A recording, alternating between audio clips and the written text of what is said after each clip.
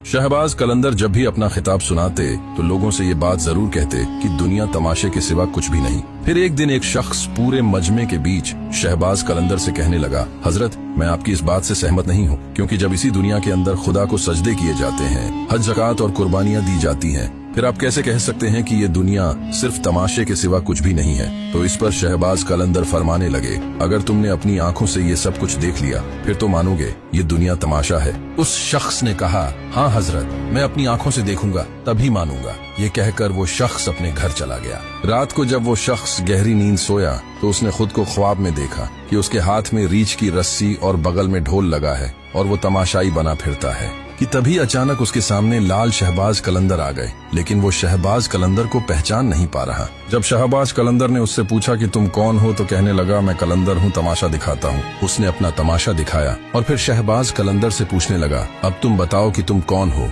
तो इस पर शहबाज कलंदर ने फरमाया, मैं भी कलंदर हूँ। उसने कहा, अगर तुम कलंदर हो तो फिर तमाशा दिखाओ। शहबाज कलंदर ने पेड़ की तरफ इशारा किया तो पेड़ के बीच एक दरवाजा बन गया। फिर उस रीछ वाले से फरमाया, इस दरवाजे से अंदर चले जाओ और पीछे मुड़कर मत देखना, तभी तुम्हें मेरा तमाशा समझ आएगा। वो जैसे ही इस दरवाजे से गुजरा तो देखा कि दुनिया ही तब्दील हो गई है और कहने लगा, ये मैं किस दुनिया के अंदर आ गया हूँ। वो शख्स परेशान होने लगा कि तभी अचानक उसे कुछ सिपाहियों ने घेर लिया और रोकर कहने लगे, बादशाह सलामत, आप इतने दिन कहाँ थे? आपकी सल्तनत में अफरा तफरी मची है, आपकी मल्लिका रो रो कर आपको याद करती है। फिर सिपाही उसे एक आलीशान शाही महल के अंदर ले गए और एक औरत को पुकार कर कहने लगे, रानी साहिबा बाहर आइए, बादशाह सलामत वापस आ गए, हम बादशाह को ढूंढ लाए हैं। रानी दौड़कर बाहर आई और आते ही उस शख्स के गले लगकर रोने लगी और गिले शिकवे करने लगी, मेरे सरताज आप मुझे और अपनी सल्तनत को छोड़कर कहाँ चले गए थे? फिर वो शख्स वहीं फंस गया। वक्त गुजरता रहा, गुजरते गुजरते बड़ा अरसा हो गया। वो रीछ वाला शख्स बूढ़ा हो गया।